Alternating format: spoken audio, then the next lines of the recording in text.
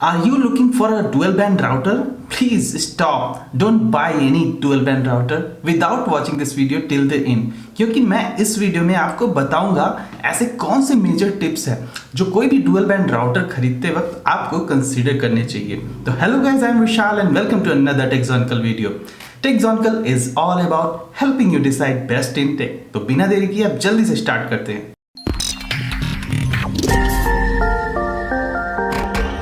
मेरे बहुत सारे सब्सक्राइबर्स ने अक्सर मुझसे पूछा है कि कौन सा dual band router actually perfect रहेगा अगर हमारे पास बहुत अच्छी स्पीड अवेलेबल है।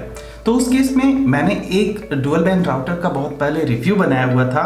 वो वीडियो अगर आप देखना चाहते हो तो यहाँ आई बटन पे जाकर क्लिक करके देख सकते हो। उसमें मैंने D-Link के एक 819 करके जो मॉडल नंबर है उसका रिव्यू वहाँ पर बना रखा है और मैं पर्सनली भी उसी राउटर को अभी यूज़ करता हूँ, लेकिन वो उतना अच्छा नहीं है। और इस सारे रिसर्च में मुझे एक्चुअली में पता चला ऐसे कौन से फैक्टर्स हैं जो आपको कंसीडर करने चाहिए और वही टिप्स मैं यहाँ पर बताने वाला हूँ। तो टिप नंबर 1, सबसे पहले आपको ध्यान रखना है कि आपका इंटरनेट सर्विस प्रोवाइडर कितनी स्पीड आपको प्रोवाइड करता है। अगर आपको इंटरनेट सर्विस प्रोवाइडर से करीब ऐसे 50 से 100 Mbps तक की ही स्पीड मिलती है मैक्सिमम, तो आपको एक्चुअली में डुअल बैंड राउटर पे जाना ही नहीं चाहिए। वो इसलिए क्योंकि आपको वैसे भी स्पीड इतनी ज़्यादा जो है देखने को मिलेगी नहीं, क्योंकि आपके पास पहले ही स्पीड की लिमिटेशन है आपके इंटरनेट सर्विस प्रोवाइडर से। तो उस केस में बेटर ये रहेगा कि आप 2.4 गीगाहर्ट्ज़ वाला कोई भी सिंगल बैंड राउटर खरीदो, डुअल बैंड राउटर पे पैसे खर्च मत करो। और सिंगल बैंड राउटर की जो रेंज है ना वो ज़्यादा होती है डुअल बैंड के कंपैरिजन में, तो आपको ऐसे बहुत सारे दूर तक भी आप जो है कम्युनिकेशन वगैरह स्टेब्लिश कर पाओगे, नेटवर्क बैंडविड्थ को अच्छे से पा पाओगे। लेकिन अगर इन केस आपको 100 Mbps से ज़्यादा का सर्विस प्रोवाइडर जो है स्पीड प्रोवाइड कर रहा है, या फिर इवन 100 Mbps भी आपको प्रोवाइड कर रहा है आपका इंटरनेट सर्विस प्रोवाइडर, ऐसा क्लेम करके वो बोल रहे हैं कि चलो हम 100 Mbps तक की स्पीड प्रोवाइड करते हैं, तो उसी केस में आपको डुअल बैंड राउटर खरीदने की ज़रूरत है। डुअल बैंड राउटर में क्या होता है कि उसमें 2.4 गीगाहर्ट्ज़ और 5 गीगाहर्ट्ज़ के दो बैंडविड्थ होते हैं, और इसकी वजह से क्या होता है कि अलग अलग दो बैंडविड्थ पे आपको डिफरेंट स्पीड देखने को मिलती है। नाउ टिप नंबर 2, मान लो कि आपका इंटरनेट सर्विस प्रोवाइडर अच्छी स्पीड तो प्रोवाइड कर रहा है, लेकिन जब भी आप राउटर खरीदने जाते हो, दूसरा जो सबसे बड़ा फैक्टर है ना वो ये देखना है कि आपके लैपटॉप में या फिर आपके जितने भी सपोर्टेड डिवाइसेस वगैरह में आप इंटरनेट को यूज़ करने वाले हो उसमें ऐसे डुअल बैंड सपोर्ट है भी या फिर नहीं है, और है भी तो कौन सा बैंडविड्थ है वहाँ पर वो चेक करना आपके लिए बहुत ही इंपॉर्टेंट पार्ट है। ऐसे मान लो अगर आप कोई बड़ा अच्छा राउटर महंगा वाला खरीद भी लेते हो और आपके डिवाइसेस में अगर सपोर्ट ही नहीं करता वो बैंडविड्थ, तो फिर आपको फिर कम स्पीड देखने को मिलेगी और फिर आप कस्टमर केयर को बार बार फ़ोन करते रहोगे कि स्पीड क्यों नहीं आ रही, स्पीड क्यों नहीं आ रही है। तो वो भी यही कहने वाले हैं कि आपके डिवाइस में ऐसी बैंडविड्थ सपोर्टेड ही नहीं है। इसलिए मेक श्योर कि आपके लैपटॉप या फिर डेस्कटॉप या फिर जो भी टीवी वगैरह है उसमें जो बैंडविड्थ है ना वो ऑलमोस्ट 5 गीगाहर्ट्ज़ की सपोर्टेड होनी चाहिए। यूजुअली अगर कोई टीवी या फिर फ़ोन है जिसमें आप इंटरनेट यूज़ करना चाहते हो, उसकी वेबसाइट पे जाकर यूजुअली वहाँ पर कॉन्फ़िगरेशन चेक करके जान सकते हो। इन केस अगर आपके पास लैपटॉप वगैरह डेस्कटॉप वगैरह है तो आपके लैपटॉप या डेस्कटॉप में ये चीज़ चेक करने के लिए कितना जो बैंडविड्थ वगैरह है वो सपोर्टेड रहेगा। इन शॉर्ट वहाँ पर कौन सा बैंडविड्थ सपोर्टेड है उसका चेक करने का सबसे आसान तरीका है अपने स्टार्ट बटन पे राइट क्लिक करना है आपको। उसके बाद यहाँ डिवाइस मैनेजर में जाना है। डिवाइस मैनेजर में जाने पर आपको ये नया टैब ओपन होगा डिवाइस मैनेजर का। उसमें आपको नेटवर्क एडाप्टर्स में जाना है और यहाँ पर तरह तरह के नेटवर्क एडाप्टर्स लगे हुए होते हैं। यहाँ पर जो वायरलेस वाला एडाप्टर है उस पर आपको राइट क्लिक करना है। उसके बाद प्रॉपर्टीज में जाना है। प्रॉपर्टीज में जाने के बाद यहाँ एडवांस टैब में जाकर ये देखो कि यहाँ कौन कौन से स्टैंडर्ड जो बैंडविड्थ के सपोर्टेड हैं, और ये तरह तरह के डुअल बैंड के बैंडविड्थ होते हैं जिसमें 5 गीगाहर्ट्ज़, ये A, B, G, B और ये तरह तरह के जो स्टैंडर्ड सपोर्टेड होते हैं। तो अगर ये सब कुछ आप में है तो समझ लो कि आपका जो 5 गीगाहर्ट्ज़ वाला राउटर है वो आपको 100+ Mbps तक की स्पीड दे सकता है। और इन केस अगर आपके लैपटॉप में ऐसा कुछ नहीं दिखता ना, बहुत ही पुराने टाइप में दिखता है, मतलब इतने सारे कुछ ऑप्शंस नहीं दिखते हैं, तो आपको एक्चुअली में डुअल बैंड राउटर नहीं खरीदना चाहिए, एक नया लैपटॉप खरीदना चाहिए। क्योंकि अभी मॉडर्न लैपटॉप्स में ये सारी पोर्ट्स जो है अवेलेबल होते हैं, ये सारे बैंडविड्थ सपोर्टेड होती हैं। और एक और बात होती है कि ये जो सबसे स्टैंडर्ड बैंडविड्थ वर्जन है आज की डेट में, जो मॉडर्न है बिल्कुल, वो है ये 802.11n/nc। तो ये जो AC वाला पोर्ट है ना, ये सबसे एडवांस्ड है। तो अगर आपके लैपटॉप वगैरह में ये बैंडविड्थ सपोर्टेड है तो ही आपको जो है डुअल बैंड राउटर अच्छा स्पीड देगा। अदरवाइज वैसे स्पीड तो आपको मिलेगी ऑलमोस्ट 90, 80, 90 Mbps, लेकिन 100 Mbps क्रॉस नहीं हो पाएगी उस केस में। और एक चीज यहाँ पर नोट करने वाली है कि अगर आप कोई गीगाबिट राउटर खरीद रहे हो, कम से कम AC स्टैंडर्ड वाला बैंडविड्थ सपोर्टेड होना ही चाहिए। अगर ये नहीं है तो आपको कभी भी जो है गीगाबाइट वगैरह की, गीगाबिट वगैरह की स्पीड देखने को नहीं मिलेगी आपके लैपटॉप में। तो उस केस में आपको अपना लैपटॉप अपग्रेड करने की जरूरत है। आजकल जो गेमिंग लैपटॉप्स वगैरह आते हैं उसमें ऑलमोस्ट AX स्टैंडर्ड अभी सपोर्टेड है। मेरे भी लैपटॉप में वो फैसिलिटी नहीं है। तो जो AX वाले स्टैंडर्ड होते हैं, ऐसा ही नेमिंग कन्वेंशन होता है 802.11 AC या AX। जो AX वाले होते हैं ना, वो काफ़ी एडवांस्ड होते हैं। तो अगर आप AX वाला कोई राउटर खरीदते हो और अगर आपके लैपटॉप में वो स्टैंडर्ड सपोर्टेड ही नहीं है बैंडविड्थ की, तो फिर आपको अच्छी स्पीड देखने को वहां नहीं मिलेगी। Now comes tip number 3। Tip number 3 ये है कि आपको अभी जो राउटर आप खरीद रहे हो वो किस स्टैंडर्ड को सपोर्ट करता है, आपको उसे भी ध्यान में रखना है।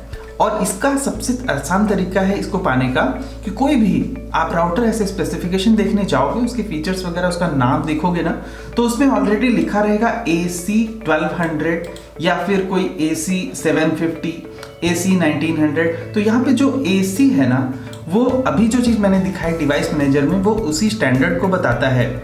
और साथ में क्या है कि आपको ये 1200 जो है इसकी स्पीड बताता है। तो 1200 अगर डुअल बैंड में है तो कुछ इस तरह से यहाँ पर ये डिवाइडेड होगा।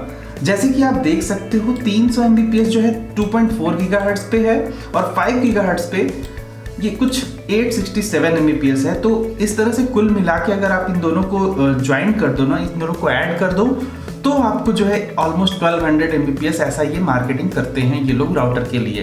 तो आप ये मत सोच लेना कि आपको पूरा का पूरा जो है इस तरह से 1200 Mbps की स्पीड मिलने वाली है, ऐसा कुछ नहीं होगा। वो इसलिए क्योंकि ये जस्ट एक मार्केटिंग पॉइंट है और ज़्यादातर लोग एक्चुअली मिसकॉन्सेप्शन में रहते हैं कि हमें इतनी स्पीड मिलने वाली है। आपको एक्चुअली मैक्सिमम स्पीड इस टाइप के राउटर में मिलेगी तो कम से कम 200 या 300 Mbps से ज़्यादा नहीं मिलने वाली है। तो बेसिकली कंपनीज क्या करती हैं कि वो लोग बहुत ही आइडियल सिनेरियोज में टेस्टिंग वगैरह करते हैं, तब जाकर ये चीज़ें लिखते हैं। और ऐसा आइडियल सिनेरियो आपके रूम में कभी नहीं मिलने वाला है। I mean, आप ऐसे राउटर के बगल में भी बैठोगे ना तो कुछ ऐसा ना कुछ तो कुछ प्रॉब्लम्स रहेगी, कुछ ब्लॉकिंग पॉइंट रहेगा, तो उसकी वजह से भी स्पीड ड्रॉप होती है।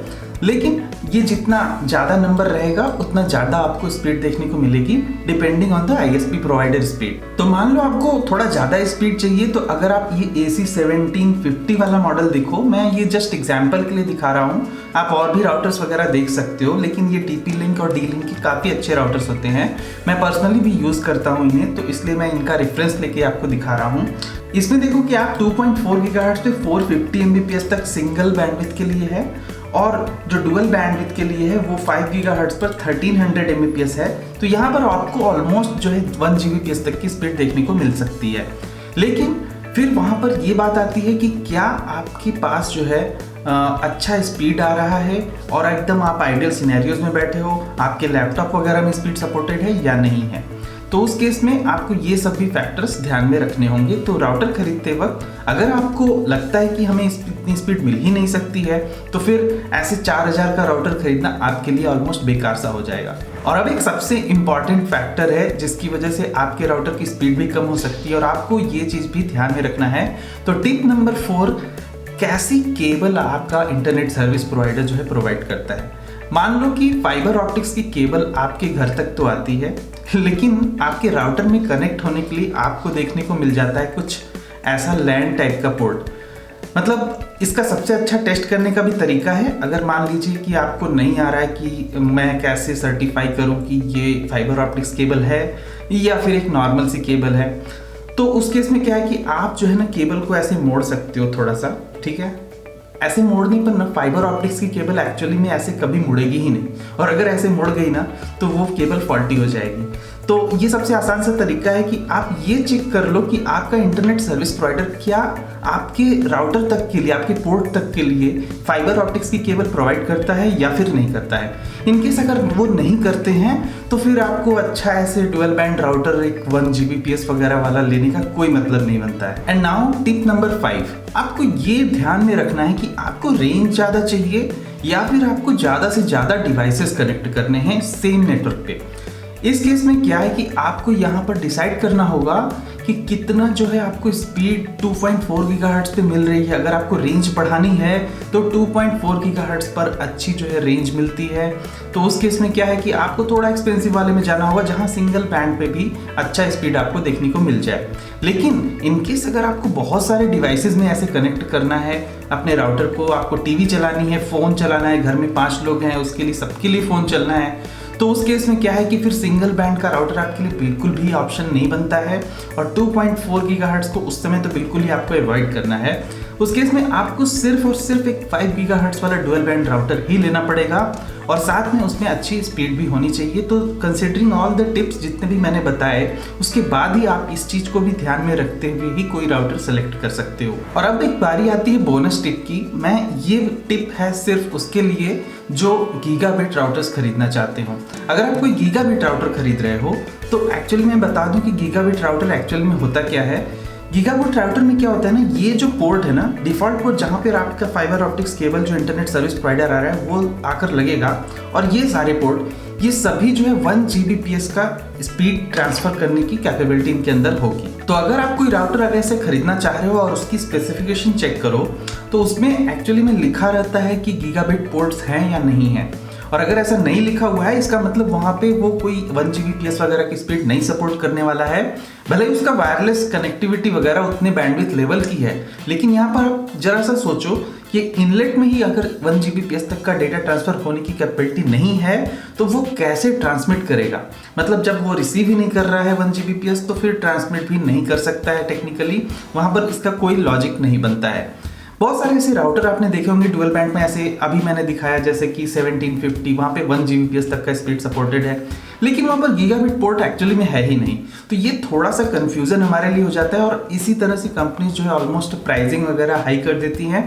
तो अगर आप ऐसे 1 Gbps टाइप में जा रहे हो तो कम से कम मेक श्योर कि उसमें गीगाबिट का जो पोर्ट होता है ना, ऐसे यहाँ पर पोर्ट होगा तो उस पोर्ट में जो है गीगाबिट का सपोर्ट होना चाहिए। और ये भी आपको स्पेसिफिकेशन में क्लियरली लिखा हुआ मिल जाएगा, लेकिन आपको थोड़ा सा स्पेसिफिकेशन को क्लियरली चेक करना होगा। तो ये जो आप AC सीरीज वाले देख रहे हो ना, जितने भी आप राउटर ऐसे खरीदने जाओगे तो इसमें ये वाला सेम टू सेम कोडिंग वगैरह सब में चलता है, TP लिंक में, D लिंक वगैरह में, दोनों में चलता है। तो अगर आप ऐसे डिसाइड कर रहे हो और आपको गीगाबिट चाहिए तो यहाँ पर उसके लिए दूसरे राउटर्स हैं। यहाँ पर जैसे आप देख सकते हो ये AX स्टैंडर्ड का आ गया है। तो उसके इसमें क्या है कि अभी जैसा मैंने बताया था टिप नंबर 2 में कि लैपटॉप में भी आपको AX स्टैंडर्ड होना चाहिए, तो वो चीज़ यहाँ पर सपोर्टेड होनी चाहिए। मतलब आपके लैपटॉप में भी और यहाँ पे पोर्ट में भी गीगाबिट की जो है स्पीड कैपेबिलिटी होनी चाहिए। तो ये जो राउटर्स हैं AX के मॉडल नंबर से जो स्टार्ट होते हैं, ये एक्चुअली मॉडल नंबर तो हम नहीं कहेंगे, ये एक तरह से बैंडविड्थ का एक स्टैंडर्ड मीडियम है कि इस तरह से की कोडिंग की गई है। AX, AC, उससे पुराने N हुआ करते थे। तो ये टाइप के जो है राउटर्स अवेलेबल होते हैं मार्केट। आपको अगर 4-5 साल पहले के राउटर्स देखो वो N100, N200, N300 ऐसे आते थे। उसके बाद AC वाले स्टार्ट हुए और अब गीगाबिट के साथ में AX करके जो है नेमिंग कन्वेंशन इनका चलता है। तो ये बातें आपको ध्यान में रखनी चाहिए कोई भी ऐसे गीगाबिट राउटर अगर आप खरीद रहे हो तो। डुअल बैंड तो ऐसे सभी कुछ है, लेकिन आपको जो है ये चीज़ डिसाइड करना है कि आपके लिए कौन सा स्पीड सुटेबल है, आपके लैपटॉप में कौन सा स्पीड सपोर्टेड है, केबल कैसी है, ये सब कुछ कंसीडर करते हुए ही आपको कोई भी डुअल बैंड राउटर या फिर गीगाबिट राउटर सेलेक्ट करना चाहिए। वीडियो के डिस्क्रिप्शन में मैंने कुछ डुअल बैंड राउटर्स और गीगाबिट राउटर्स के जो है लिंक डाले हुए हैं, आप जाकर उनको चेक कर सकते हो और आपके लिए जो सुटेबल हो उसे खरीद सकते हो। इन सारे जितने भी टिप्स मैंने बताए इन सबको ध्यान में रखते ही आपको कोई डुअल बैंड या फिर गीगाबिट राउटर सेलेक्ट करना चाहिए। तो बस आज के वीडियो में इतना ही। वीडियो पसंद है तो लाइक करो, नहीं पसंद है डिसलाइक करो, but do let me know in the comment section क्यों नहीं पसंद आई। और इस वीडियो को उन सभी के साथ शेयर करो जिनको कोई भी ऐसे डुअल बैंड या फिर गीगाबिट राउटर वगैरह खरीदने की जरूरत है। चैनल को भी सब्सक्राइब कर लेना ऐसे ही और भी इंटरेस्टिंग टेक टॉपिक वीडियोस देखने के लिए। मिलते हैं अपने अगले वीडियो में कुछ और भी ऐसे इंटरेस्टिंग टेक टॉपिक के साथ। तब तक के लिए goodbye, thank you for watching, will see you again there.